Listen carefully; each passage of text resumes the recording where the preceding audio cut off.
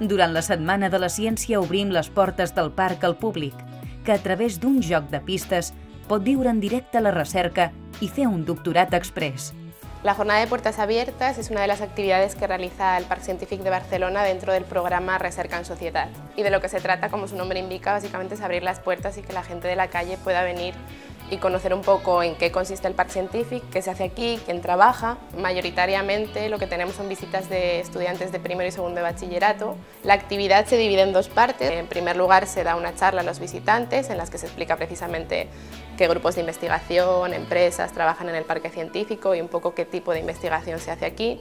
Y en una segunda parte es cuando el visitante se acerca más a un proyecto real de investigación. Se da una muestra de un tumor y el resultado final es saber cuál es la diferencia entre células de cáncer benignas y malignas. En qué consiste un poco el método científico, entra más en contacto directo con lo que es la ciencia y lo que se realiza es un juego de pistas que lleva el nombre de Doctorado Express y saber un poco en qué consiste la ciencia del día a día. De esta manera pueden visitar las estaciones y hablar con la gente que allí trabaja. La respuesta que tenemos es muy positiva.